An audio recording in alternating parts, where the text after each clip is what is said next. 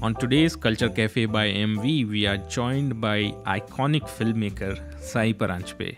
She is the genius behind so many timeless classics including Chashme Buddoor, Katha and Sparsh, films which are filled with charm, humor and love for everyday moments that somehow feel epic.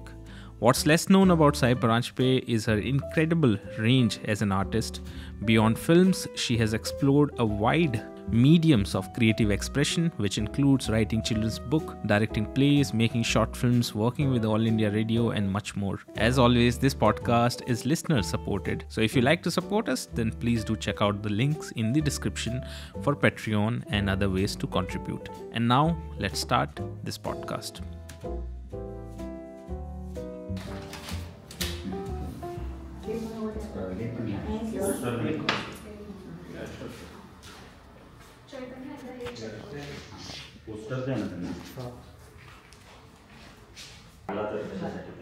And this is also a new invention in the camera. I wanted to this small. Oh, yeah. Wow. And it records in like 4K and everything. Oh, Super Jesus. quality. Wow. So one can shoot a documentary from it. क्या बात है. Really Just lovely, released huh? few कितनी शान है? months back. Superb. अच्छा, what shall I call you? Anurag. Anurag. Yeah. Just Anurag, yeah. Not Mr. anything. No. It's a very And what are you going to call me? ma'am, or do Call you want me Sai. Okay. Sai, yeah, in English Sai is okay. Okay. Hindi mein you have to add the G. G is Sai Ji. mandatory. Yeah.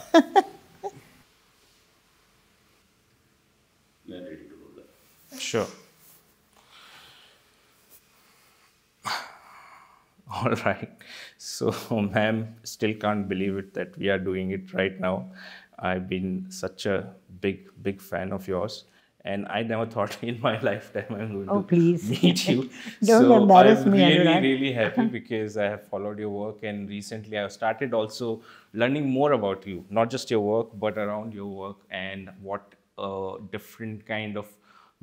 There was an old interview where you said that I am a media flirt, and I said, what is media flirt? Then I realized that you are saying that you dwell into many different mediums. And which is very interesting. Yeah. So rather than films, I was much more interested in discovering that writer's part, because your first book was published when you were 8 years old. That's And right, generally, yeah. children's books are not published by children but by adults.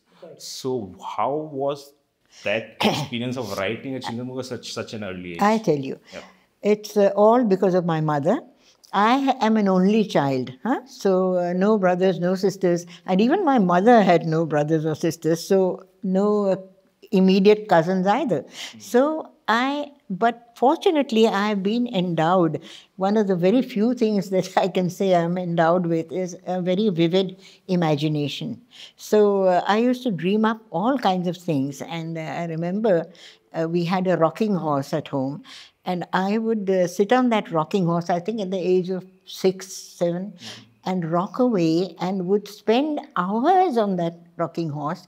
And I would be off in some fairyland, and I would imagine stories, and I would be a wicked ogre, I would be a beautiful princess, I would be a handsome prince, I'd even be a horse, whatever. And this tale went on and on and on, and I would be in the middle of that. And I remember mother's friends would ask her, is Sai quite normal? I mean, a child spending hours. So to tell you, that was a gift for me. And luckily, I've still guarded and kept that gift very jealously. And then one day, Mummy used to tell me bedtime stories as a child. So one day she said, I can't think of anything now. Today, you tell me a story. So I said, okay. And I spun off some yarn, I don't know what. I think I remember there was a sadhu with a blue beard. That's what I remember. So she heard the story and she said, not bad. Where did you hear it? Because I didn't tell this to you. I said, no, I didn't hear it. I made it up. She said, no, nonsense. You made the story up? I said, yes. And I said, rather pompously, I said, I've got lots of stories like that, tucked away. She said, tell me another one. So I did. And that was my undoing because Anurag, from that day onwards, when she was convinced that I truly did imagine those things, I had to write. I started to write by then, write 3 pages a day before I was allowed to go off to play. So that was a curse, and I used to say, why did I tell her that story, because I hated being compelled to write. But anyway, that happened, and to cut a long story short, she got together some of the stories and little things that I had written and compiled it into a book. And we called it Mulansa Mewa. That is sort of roughly translated, means sweets for the children. And I feel, and of course, everyone said, wow, a book at this age and so on. But actually, what I feel is that there's so many children with fantastic imaginations and with lots of things, and I'm sure they could live up to the task, but they're not blessed with the kind of dynamic mother that I was fortunate to have. So because of my mother, she got this book made and printed. And so it looks rather good, on my CV to say published a book at the age of 8. Yeah. Not bad, I'm not complaining. Also, there's a very common misconception about children's book being simple or children's world being simple, which is exactly opposite. Quite right. You are so right, Anurag. Yeah. Anyway, before I come to that, let me congratulate you on your latest book. Wonderful. And you told me briefly the storyline in the car, and I think it is so exciting. A child wanting, it's called, I think, Moon Pizza. A child wanting to eat up the moon, thinking it's a pizza, which is fabulous. The concept is lovely. Yeah, but as you say, it is difficult, easy, I don't know. But what I don't like is this slightly condescending attitude that people have. Oh, bachcho ka likhti hai, she writes for children. It is no mean task writing for children. I mean, you have to first of all come to their level, understand them, appeal to them, reach out to them, and make the things that are, being given out exciting for them so that they follow the books and they read the books, and the love for reading and for knowledge and for getting to know the world around them increases. So I think it's a very, very responsible task and a very challenging task. And I have enjoyed writing for children. In fact, I can say that I began my career as a writer for children with the radio. And that whole kind of aesthetic also somehow we see in your films, like briefly, for example, in Chashme Buddoor, it goes into the fantasy. Briefly, and that we are, and even the title sequence in many of your films. So that aesthetic has also somehow transitioned into your film. I think the child in me has not quite grown up ever, and I'm quite grateful for that. Like in Sparsh, there's this little fable where a little boy imagines that he is a prince and Shabana is the princess. He's about 9 years old and she is, of course, Shabana. So he rescues her from the wicked ogre, and that is a little clip which is out and out a fairy tale for kids. So, that I feel everyone, in fact, I say I have not grown up, but I feel that everyone does somewhere, to some extent, guard a little bit of the child in him, within him. And if something like this is given to him, that child in him responds, And perhaps that is what makes my work a little different or a little not run-of-the-mill, shall we say. In fact, both the influences are so much, like the children's book and also the idea of theatre, which you absolutely. have went to France and also to NST in the times of Al-Qazi, Quite right. Yes, I was very which shows a very big era indeed. because so many stalwarts were trained under him. So that influence is also there. Yes, in your early. Quite right. So that whole transition of theatre and the films, in terms of, let's say, because theatre has a very different kind of aesthetic. There are also elements of exposition and everything. But cinema, you have to be subtle and everything. So how did that transition happen? Like, now I have to do this in cinema and I have to avoid these kind of theatrics, but I also take the element from these things. All these mediums, be it radio, be it television, be it film, be it theatre, they do have different modes of expression. But somewhere the idea, the basics are the same. Like, you're telling your audience, your listeners, your viewers, whoever, you're telling them something, you want to reach out to them, and that remains the main purpose of that endeavor. Now, I remember, and I don't think I, very frankly, had to make any very, what shall I say, purposeful transition as such. It just came automatically with the medium. We were very fortunate to have a fantastic person teach us the nitty-gritty of television. Whereas I started off with Doordarshan. I was one of the very first producers, I like to boast. We were 6 of us, the pioneers of Indian television, I like to say, along with Habib Tanveer, Shama Zahedi, then P. Kumar Vasudev, who was the director of Hum Log, a very popular serial at that time. So we were 6 of us, and to train us, because television was totally new, as I said, we were the very first, so no one had a clue as to what it was. It was just a radio that you could see, a visual kind of a thing.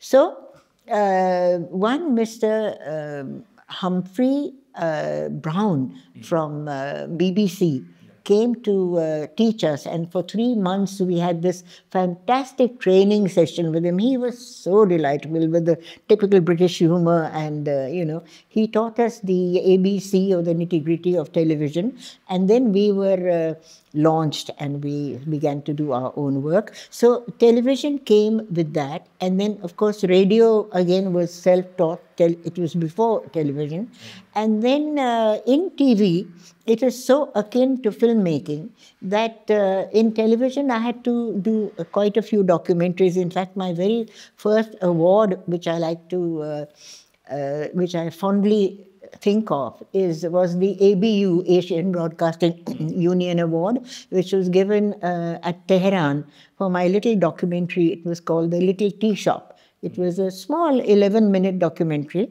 and that got the first award there, and that was so exciting. But that was my first attempt at doing anything film, film-based. And that slowly grew. Then I made so many documentaries for television. Like, I'm very proud to talk of a film I made on Pankaj Malik, which alas is no longer, not even a frame exists today. Then I made another documentary on Captain Lakshmi, who was the commander of Netaji Subhash Chandra Bose's women's wing, of his army unit. So these films I made, and no trace remains, alas, but they did teach me the nitty-gritty of filmmaking. And of course, I had, as you know, taught in the Film Institute, and that again was a major, while teaching, I always was learning a lot.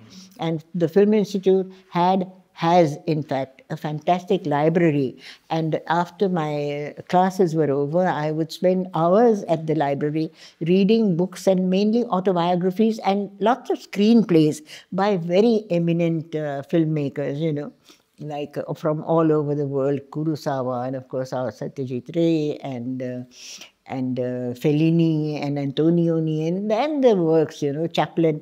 And that was such a major teaching, learning experience. So it sort of grew along with me. My knowledge, or my expertise sounds very bombastic, but let's say my familiarity with the various mediums grew. In your book also, you write in your autobiography that somebody asked you, where did you study filmmaking? And said FTI, and then he said, you studied there? No, I taught there. And in fact, I was reading many old interviews of yours, and I really liked that, like a clarity in terms of thoughts. Like, I remember there was an interview where you said, am I intellectual? No. But am I intelligent? Obviously, yes.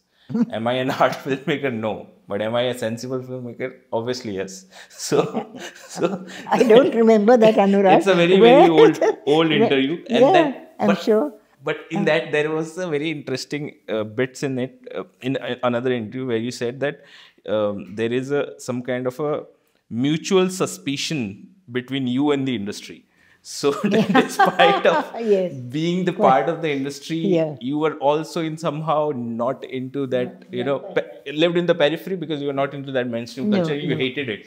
Yeah. Like, No, and I you was, express your hate you about can that say I was commercial. like a square peg in a round hole, or a round peg in a square hole, never really fitted.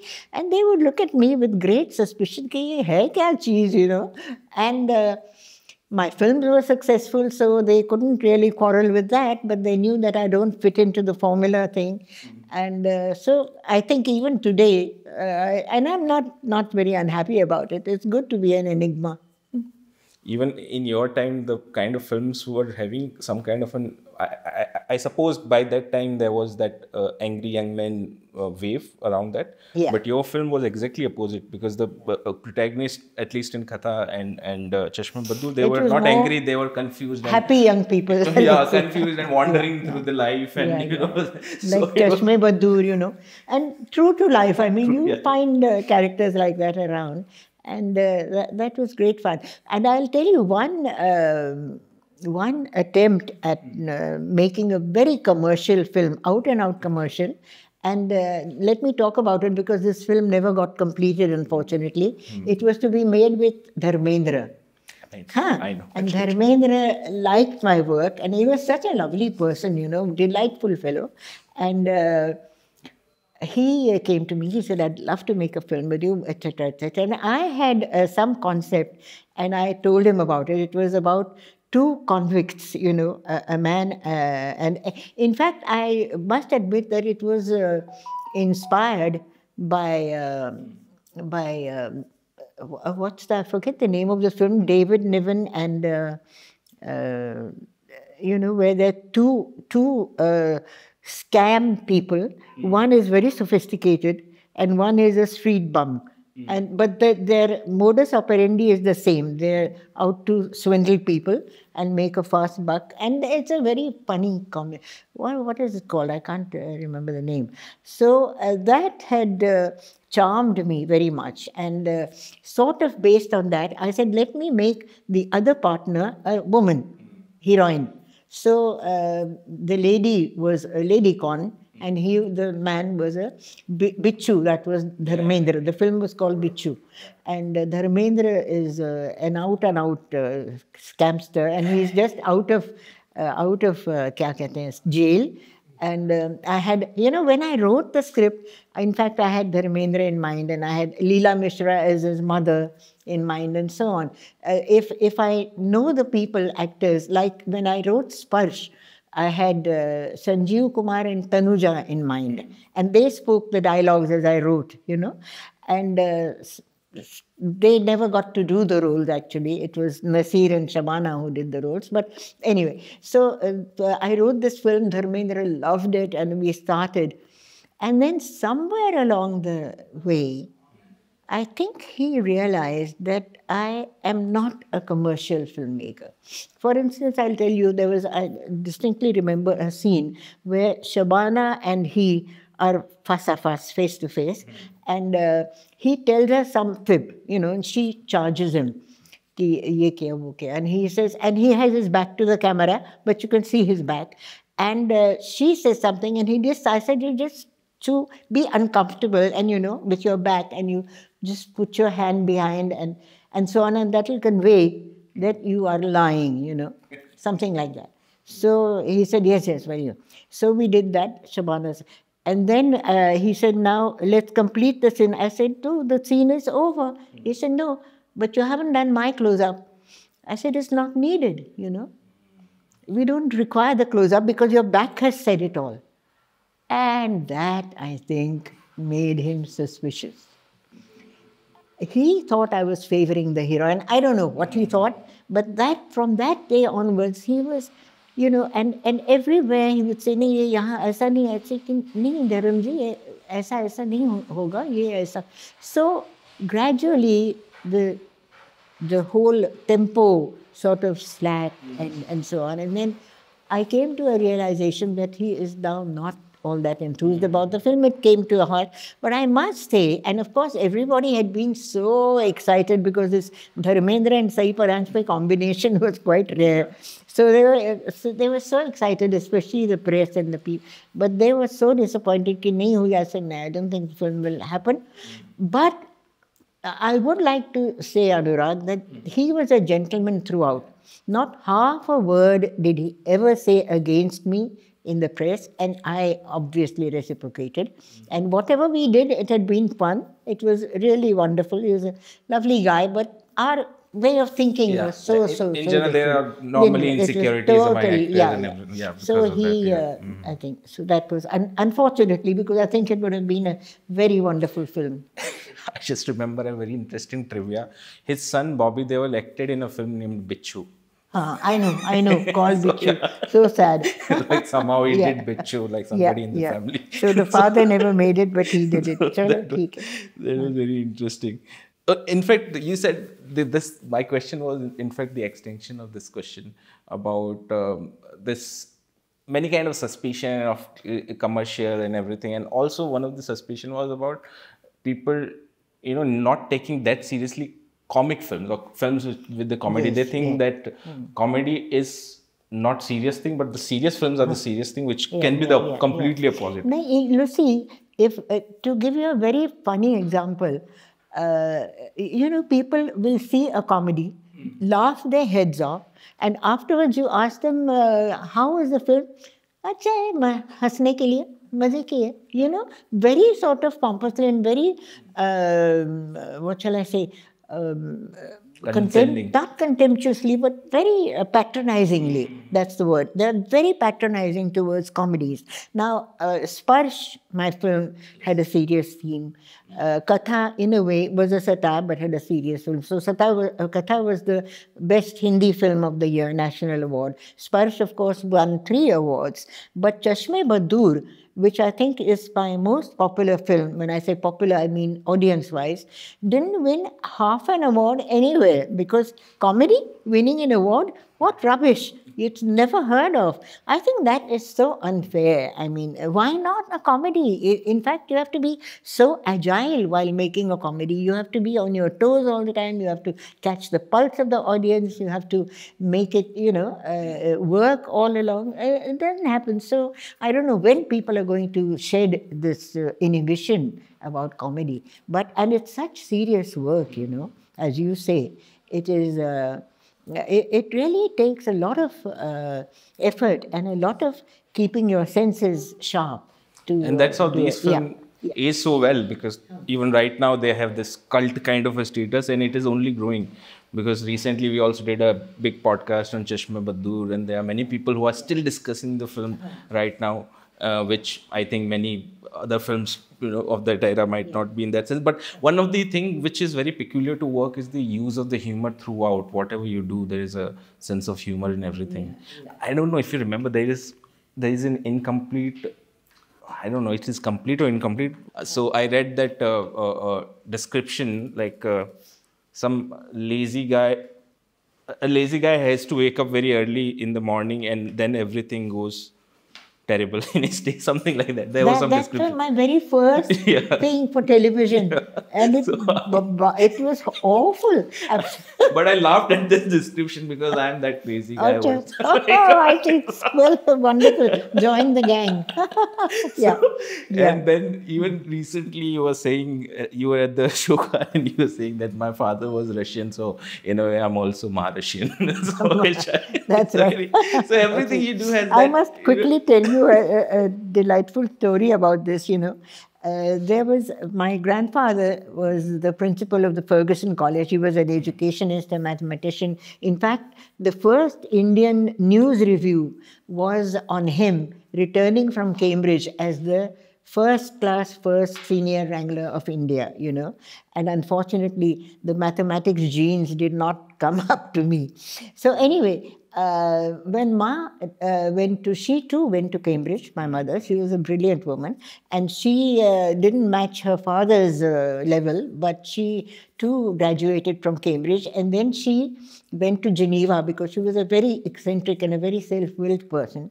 And she said, I can't return to India before seeing Europe, and I have to have a little bit of, after England, I want to go and see a bit of France and Switzerland and so on. So she went to Geneva. She got a job there in the International Labour Organization, ILO, and she met Papa.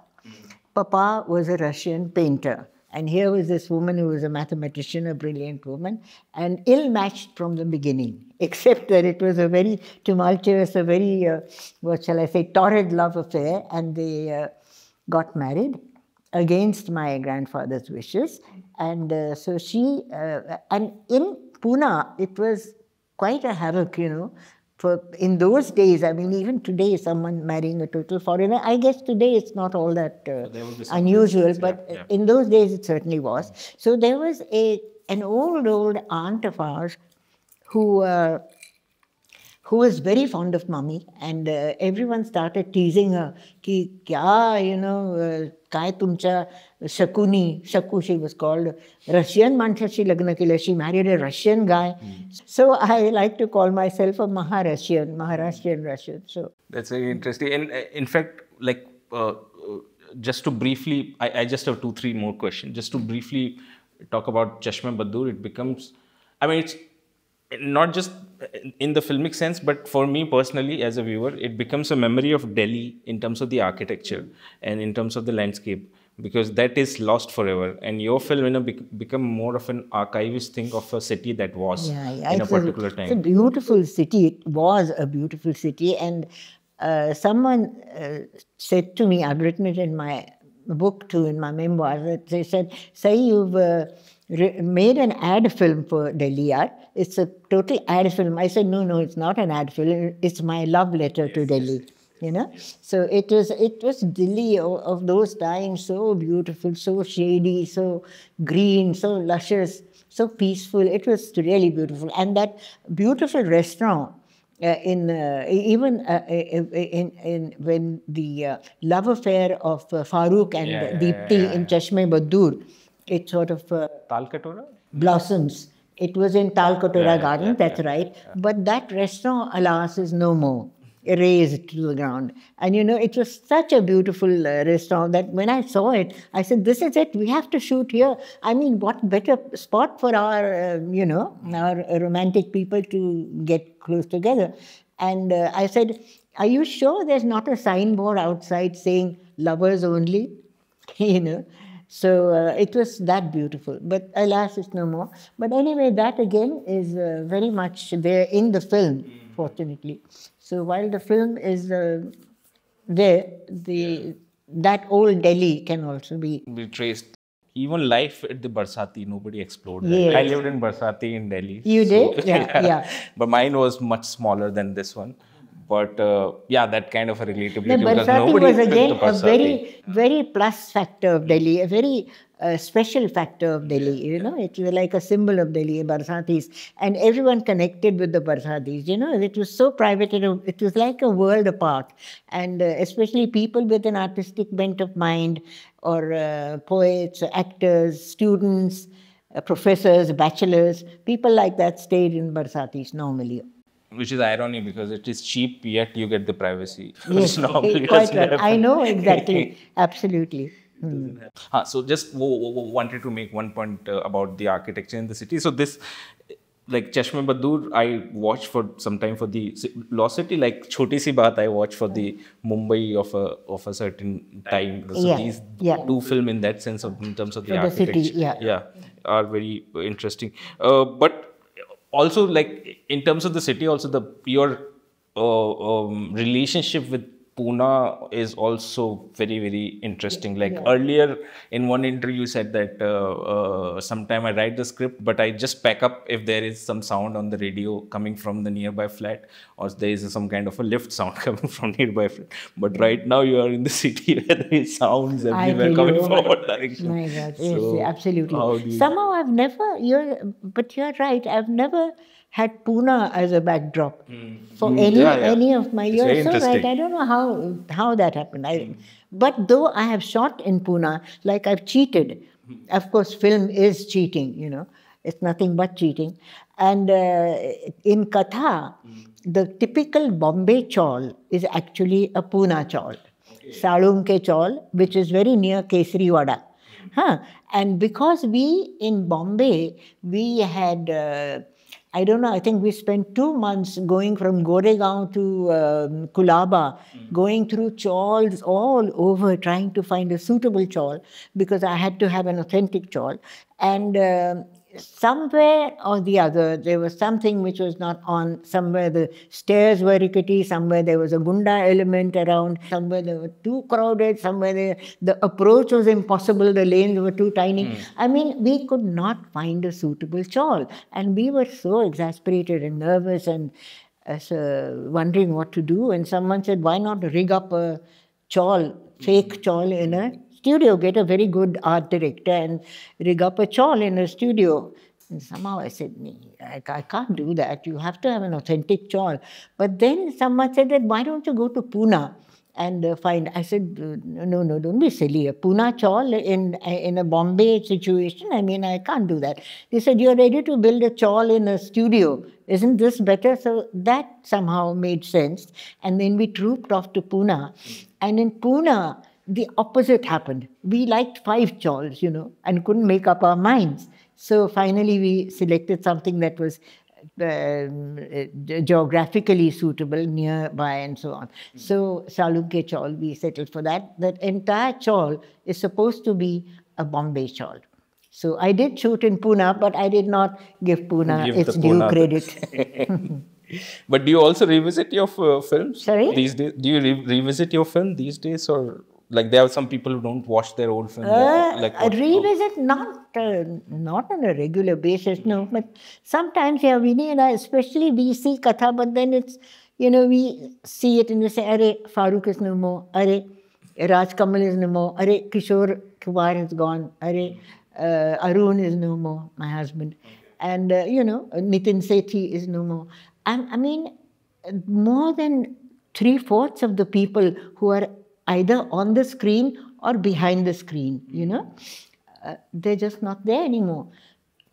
So it can be very depressing. But then we said, no, they are still there. They're on the film, you know. You just switch on the thing and they come alive.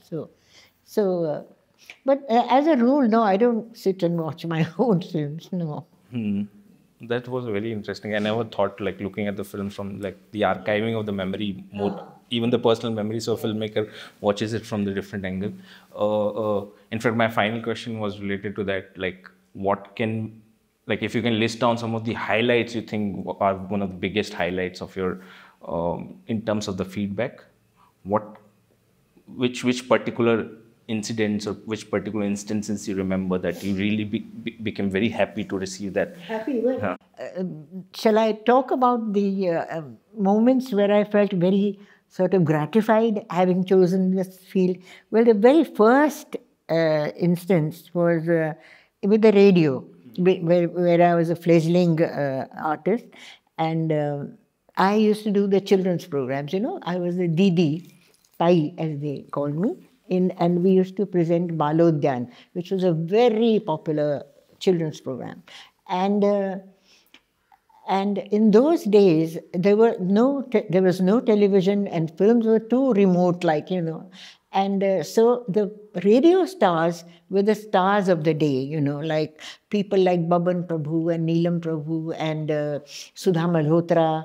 And all these people were stars in their own right, and they were just radio stars. They would act in radio plays, Shrutika as they were called. So they were very popular. And I would do this children's program as Didi. And one day I remember I wanted to have G.D. Madgulkar's residence number. So I called up 197, I think it was, and I said, hello, mala G.D. Madgulkaranचा number deta ka?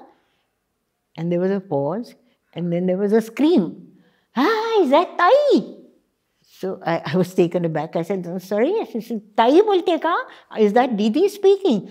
So I said rather foolishly and embarrassedly, I said, yes, right. So then that telephone operator talked for about 10 minutes about how she enjoyed Baladand, this, that, and the other. And then finally she gave me the number and I put the receiver down and I went straight up on cloud 9. And that was my first brush with, what shall I say, being recognized or being, felicitated or being congratulated. And I can't tell you, it was like euphoria, It was so, I don't think I've ever been excited by the highest praise ever anywhere after that. That was a real high. So that was very sweet. And another compliment, again, it was in Pune, was from a child. You talked about children's books. And this was from a 6-year-old boy. And his mother told me, he said, my son loves I have written quite a few plays for children which have been published, about 10 books and popular with children. So she said, my son is such an avid fan that, do you know what he's done? He's taken all his school books, mathematics, geography, history, everything, crossed out everything else and written Filmmaker Sai Paranjpye. I said, what a compliment, coming from a child, so innocent. And so, no compliment can match that. So I think these are the highlights you really nurture, feel proud of, and sometimes, like now, even boast about. Thank you so much, ma'am. I think it is one of my dream moments to sit with you and discuss with you. My pleasure. It's been my pleasure entirely, Anurag. And I'm glad you asked me slightly different questions because one gets tired of speaking. And I'm so glad you did not ask me the inevitable, what does it feel like being a woman film director? Thank you. That I read that, what you feel about that. So, thank you so much, ma'am.